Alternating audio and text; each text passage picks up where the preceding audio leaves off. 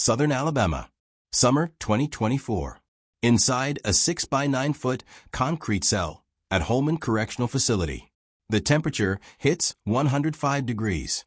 An inmate lies on the concrete floor, the coolest spot he can find, completely drenched in sweat. He hasn't moved in an hour. Moving means sweating more. Sweating more means dehydration. Dehydration means death. There is no air conditioning. No fans allowed on death row. Just concrete walls that trap heat like an oven. Welcome to Alabama's death row, where inmates don't just wait to be executed. They boil alive in their cells while they wait. Alabama experiences an average of 21 extreme heat days per year, days when temperatures exceed 100 degrees Fahrenheit. Inside Holman Prison's concrete and steel cells, temperatures regularly hit 105 to 115 degrees. In Mississippi prisons, the Department of Justice recorded indoor temperatures reaching 145 degrees.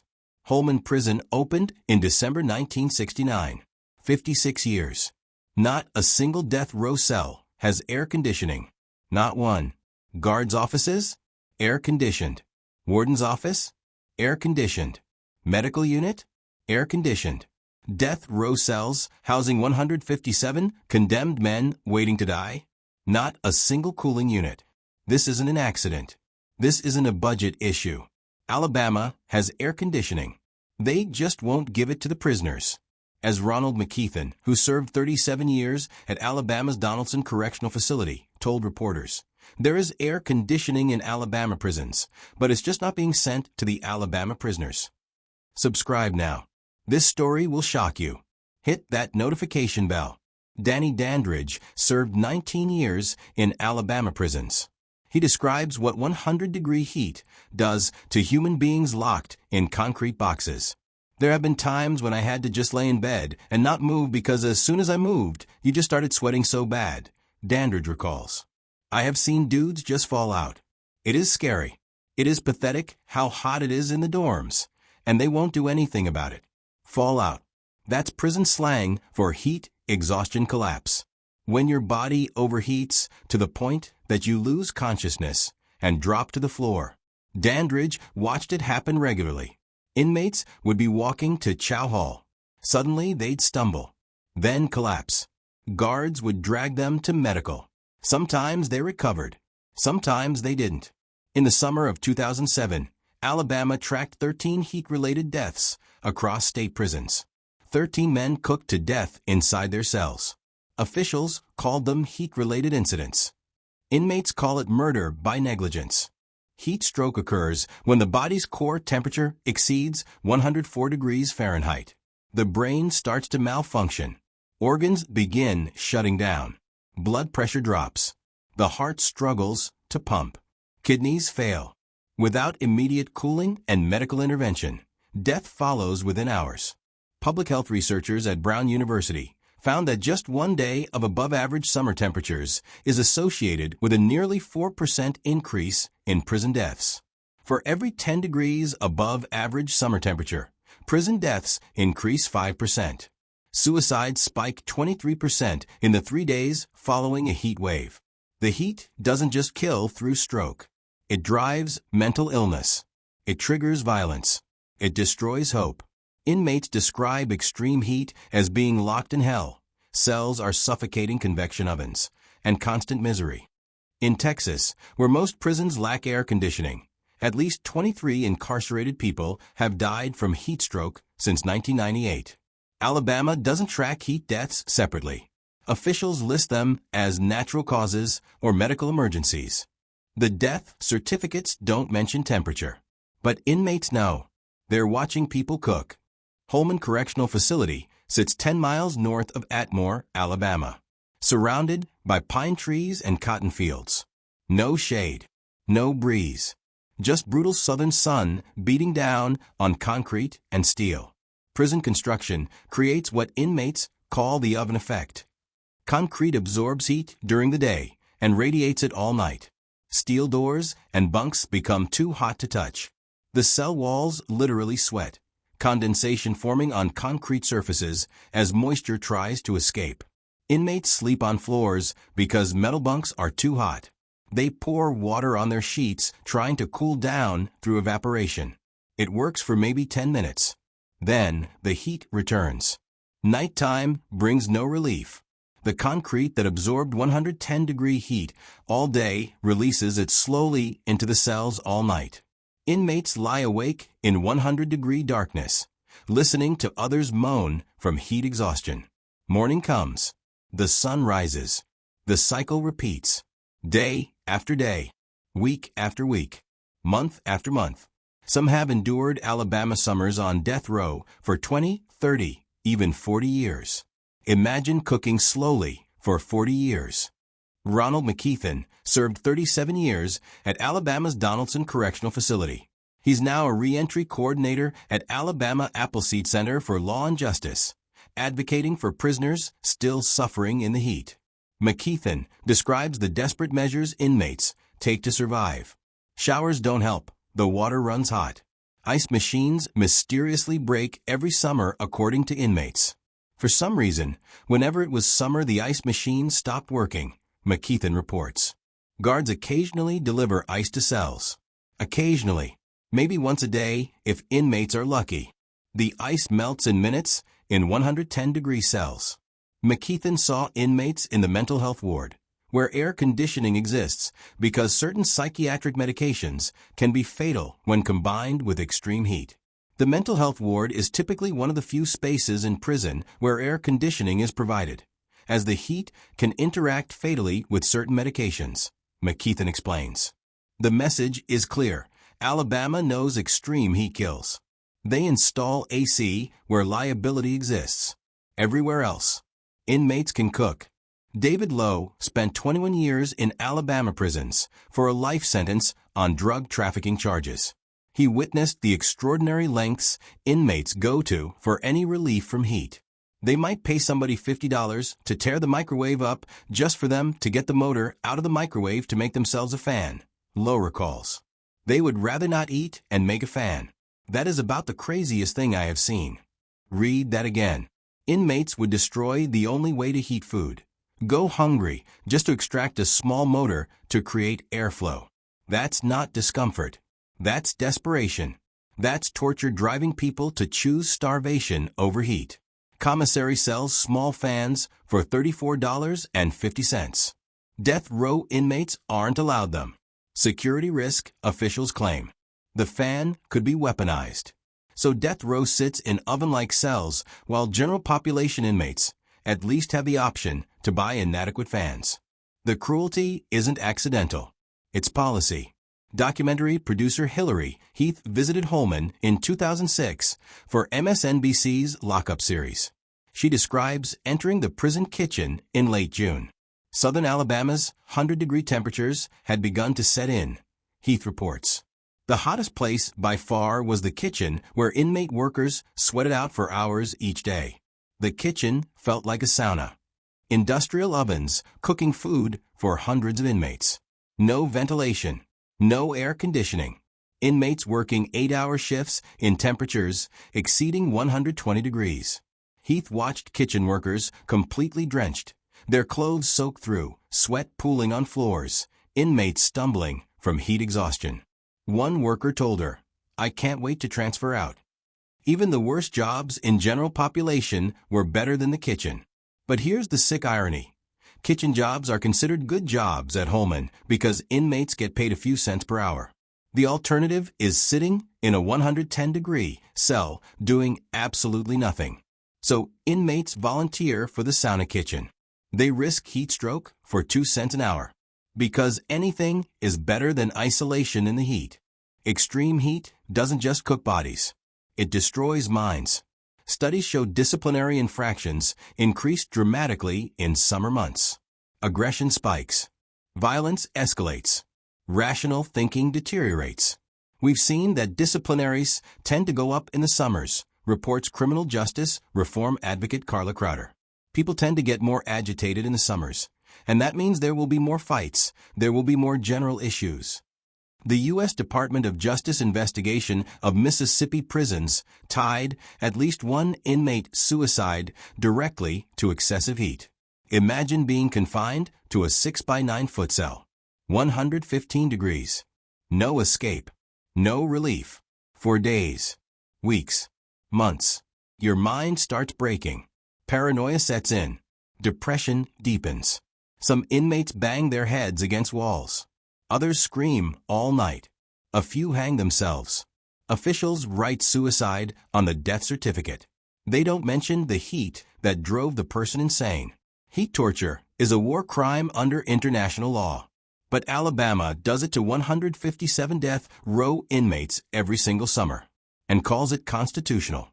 Many death row inmates take medications. Psychotropic drugs for mental illness, blood pressure medications, diabetes treatments. Most of these medications impair the body's ability to regulate temperature. Antipsychotics like Zoloft, Lexapro, Prozac, and Cymbalta all increase vulnerability to heat stroke. Blood pressure medications interfere with the body's cooling mechanisms. Diabetes limits heat regulation. Old age, many death row inmates have been there for decades, dramatically increases heat vulnerability. The prison knows this. That's why mental health wards have air conditioning. But general death row? No accommodation. Inmates on heat-sensitive medications cook in the same 115-degree cells as everyone else. Medical staff document heat exhaustion episodes. They treat symptoms. Then they send inmates back to the cell that nearly killed them. The next day, it happens again. This isn't medical care. This is slow execution by temperature. Why wait for the state to administer lethal injection when the heat will do it for free? We're 10 minutes in. The worst examples are still ahead. Keep watching. Scott Fuqua works as a legal fellow with Alabama Appleseed, advocating for incarcerated people. He talks to inmates daily. I talk to guys on the phone almost every day, Fuqua explains. I have all my clients call to check in either weekly or every other week, at least on a monthly basis. A frequent topic they bring up is how unbearable it is in the summer. One of his clients works at Limestone Correctional Facility, operating a 400-degree industrial oven, curing paint on metal pieces in a building with no air conditioning. Just imagine how hot it is with a 400-degree or 500-degree oven and putting stuff in and out of it in a building that has got no air conditioning, Fuqua says. He said that it gets so hot that you can barely stand it. Barely stand it. That's the legal standard Alabama applies. As long as inmates don't literally die every single day, the heat is acceptable. If you can barely stand it, that's good enough. This is the 8th Amendment standard Alabama has adopted. Torture is constitutional as long as you survive it. Summer 2007. One of the deadliest heat waves in Alabama prison history. Close to 20 days when the heat index exceeded 100 degrees. Inmates started dropping. Some from heat stroke. Others from heat-exacerbated conditions. Heart attacks triggered by extreme temperatures. Diabetes complications from dehydration. Strokes caused by overheating. Alabama officially tracked 13 heat-related deaths that summer across state prisons. 13 families received phone calls. 13 funerals. Officials expressed concern. Promised investigations. Discussed heat mitigation strategies. No air conditioning was installed. The next summer, temperatures soared again. More inmates collapsed. More heat exhaustion cases. Fewer deaths, maybe. Inmates had learned how to survive. Lie perfectly still. Don't move unless absolutely necessary. Drink every drop of water available. Pour water on sheets. Sleep on concrete. Survival strategies developed through trial and error. And death. 13 errors in summer 2007 alone. How many since? Alabama won't say. Heat deaths aren't tracked separately. The bodies just disappear into natural causes statistics. January 2024. Temperatures in Atmore, Alabama dropped to 13 degrees overnight. Death row inmates at Holman have been without heat for several weeks, according to sources. They complained to Warden Terry Rabin. Complained to corrections officers. Nothing. The heat is supposed to activate when temperatures drop below 50 degrees. Instead, only cold air blows through vents. Inmates wrap themselves in thin state-issued blankets. They shiver through the night. Some develop hypothermia symptoms. Alabama tortures inmates with heat in summer, then tortures them with cold in winter. The message is clear. You will suffer every season. You will be reminded daily that you're less than human. You will freeze. You will cook. You will endure both until the state decides to kill you officially. Temperature torture is the preview. Execution is the finale. This is Alabama's version of the death penalty. Slow torture by temperature, followed by faster execution by nitrogen or injection. Either way, you die. It's just a question of how slowly. The Eighth Amendment prohibits cruel and unusual punishment. Courts in Wisconsin, Arizona, and Mississippi have ruled that incarceration in extremely hot temperatures violates this amendment. But these rulings haven't created national standards. There's no federal mandate requiring prisons to provide air conditioning or maintain temperatures below certain levels. As Alice Sperry of The Intercept explains, there's no national standard for temperatures in prisons and jails, and as jurisdiction over prisons is decentralized among states and the federal system, fights over excessive heat in detention can only be waged facility by facility. Translation: Alabama can cook inmates alive unless someone sues that specific prison and wins, and the state actually complies, which rarely happens. Meanwhile, the U.S. Department of Justice sued Alabama over prison conditions. The lawsuit describes Holman as having cruel, objectively unsafe, and deplorable conditions that encourage deadly violence. Heat isn't even the primary focus of the lawsuit. The violence overshadows the temperature torture. But both are killing people. Both are constitutional violations. Both continue happening. Benny Hernandez, incarcerated in Texas, writes about the heat. It routinely feels as if one's sitting in a convection oven being slowly cooked alive. There is no respite from the agony that the heat in Texas prisons inflicts. Texas operates 109 prisons. Only 30 have air conditioning in all inmate housing areas. That means 79 prisons cook people in Texas summer heat exceeding 110 degrees. Alabama is worse. Alabama has 26 state prisons. Have air conditioning. 4. That's 15%. The other 85%? Inmates cook. In 2014, heat index inside Texas prisons reached 149 degrees. 149. That's not a prison. That's a crematorium for living people. Officials claim installing air conditioning is too expensive. The costs would bankrupt the system. Meanwhile, Alabama finds money to experiment with nitrogen gas executions. Funds exist to build new execution chambers. Resources are available to pay execution team members. But air conditioning for 157 death row inmates? Impossible. Too expensive. Not a priority. Let them cook. Inmates at Holman receive ice. Sometimes. Guards walk through cell blocks with coolers, distributing small portions of ice through food slots. Inmates scramble to collect it. They press ice against their necks, their foreheads, their wrists, anywhere blood vessels are close to the surface. The ice melts in minutes. 110-degree cells turn ice to water almost instantly.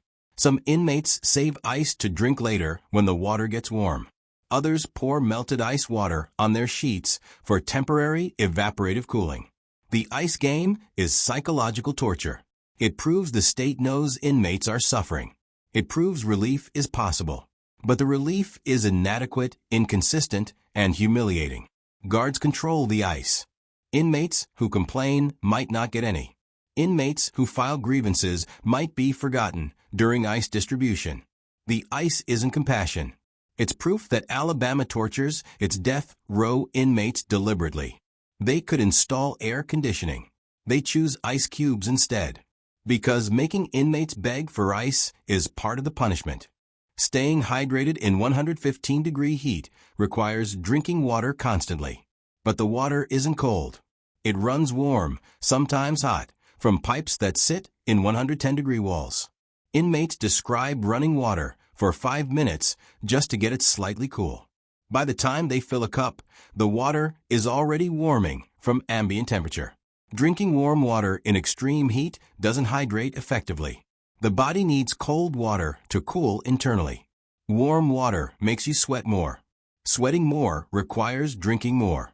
But there's only so much warm water a person can consume before nausea sets in. Dehydration becomes inevitable. Headaches, dizziness, confusion, dark urine, kidney stress. Some inmates develop kidney stones from chronic dehydration. Others suffer urinary tract infections. Medical treats the symptoms, then sends them back to the cell where dehydration is guaranteed. This isn't healthcare. This is managed decline. Keep them barely alive until the execution date. That's the Alabama model. Holman operates a license plate plant and sewing factory. Inmates work for 2 to 40 cents per hour manufacturing all of Alabama's vehicle tags and sewing sheets for other prisons.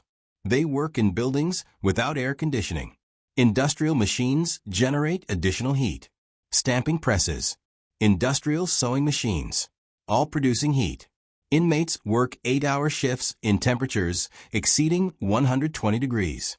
They're required to work. Refusal means disciplinary action, solitary confinement, loss of privileges, delayed parole consideration. So they work. They sweat through their clothes. They develop heat rashes. Some collapse. Medical revives them. Then they're sent back to work. The state profits from their labor while simultaneously torturing them with heat.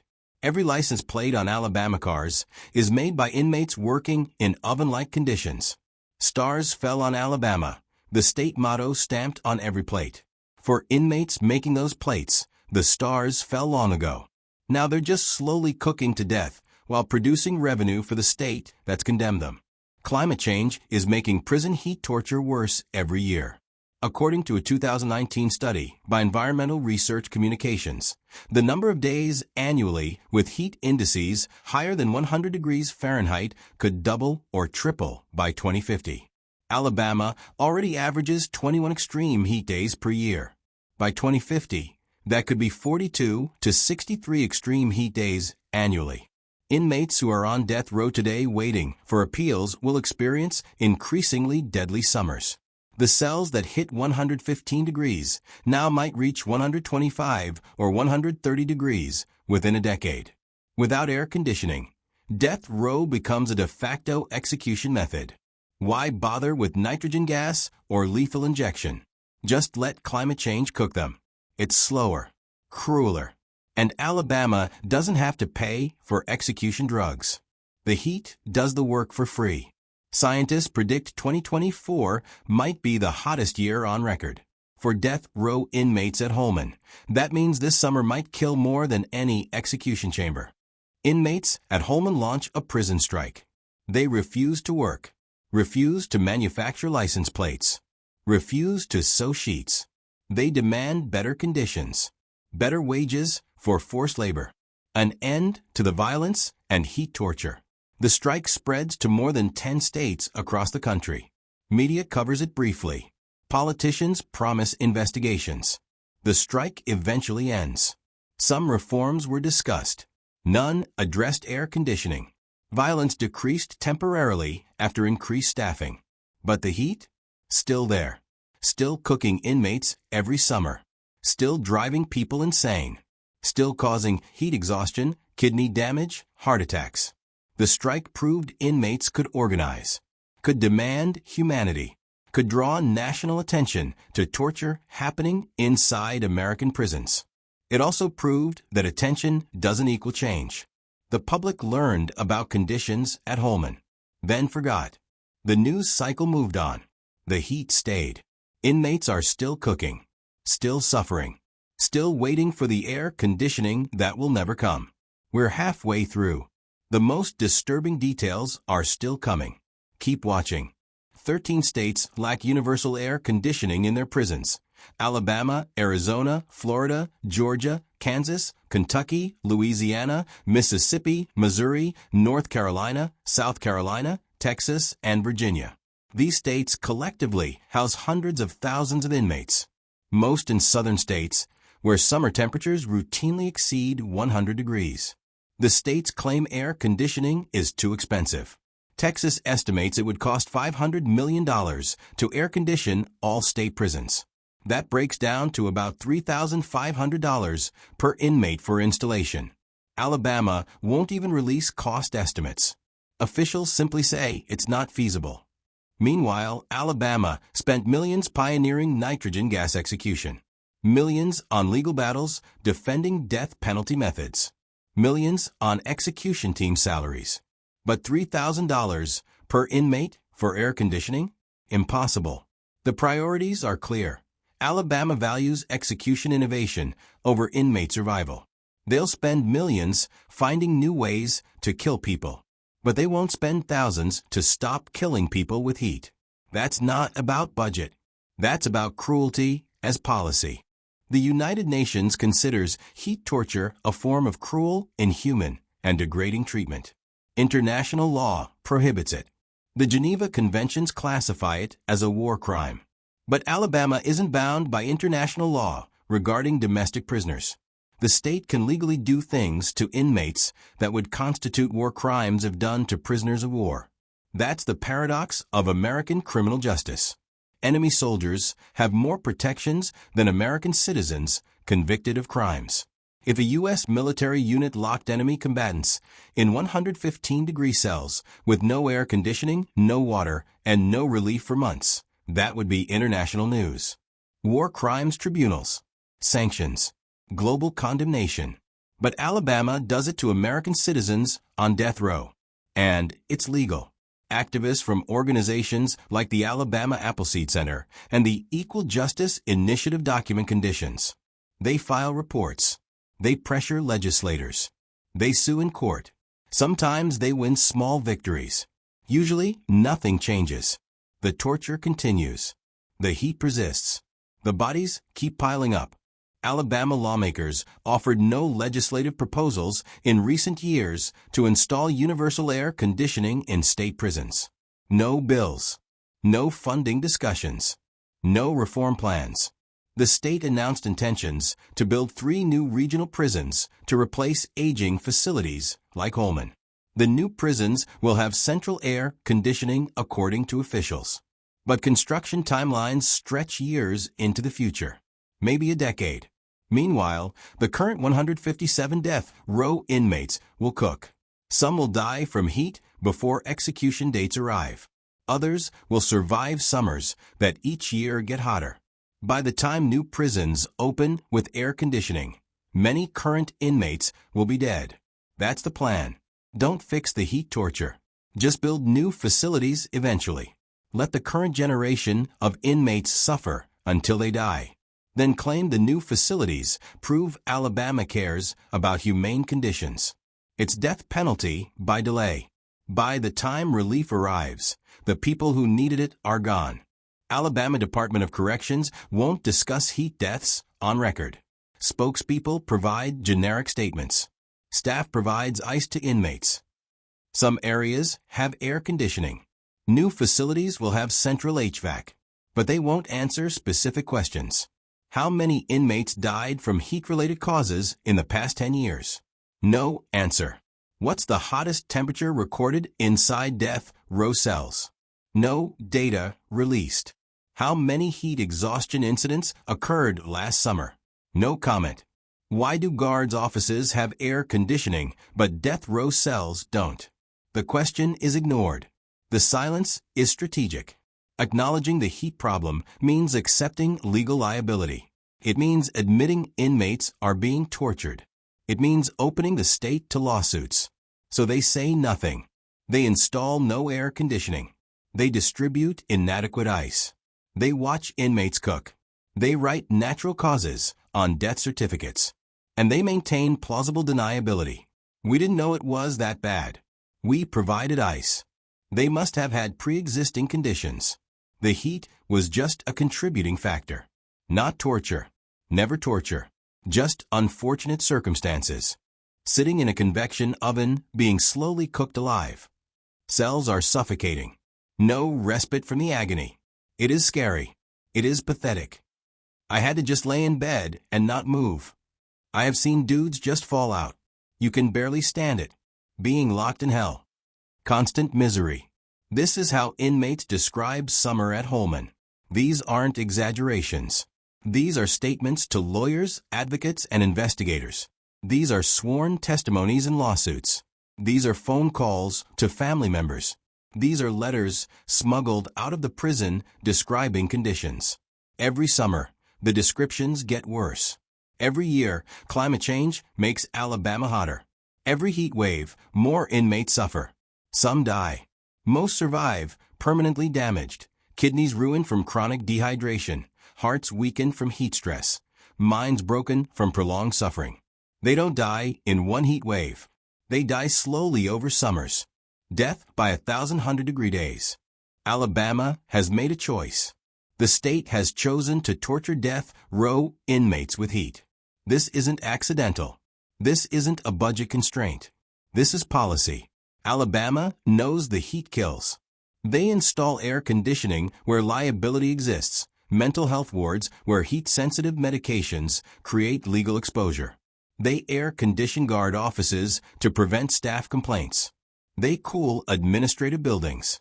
But death row? Let them cook. The cruelty is the point.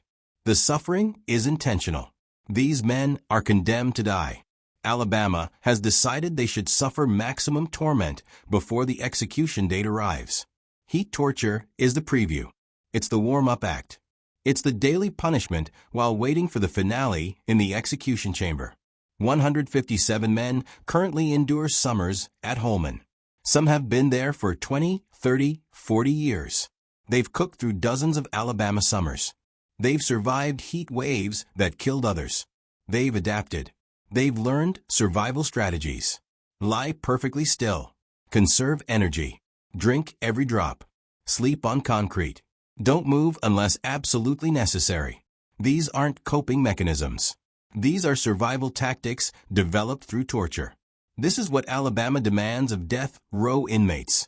Endure temperature torture for years, maybe decades, until we're ready to kill you officially with drugs or gas. The heat won't kill you fast enough for our execution schedule. So you'll suffer both. The slow heat torture, then the quick execution. This is Alabama's death penalty. This is the reality at Holman Correctional Facility. 157 men boiling alive in their cells. 105 degrees. No air conditioning. No relief. No mercy. Just heat. Every single summer. Until they die. That's the brutal reality of heat torture on Alabama's death row. Subscribe for more prison documentaries. Comment. Should prisoners have air conditioning as a basic human right? Share this so people know what's happening inside Holman. Thanks for watching this truth.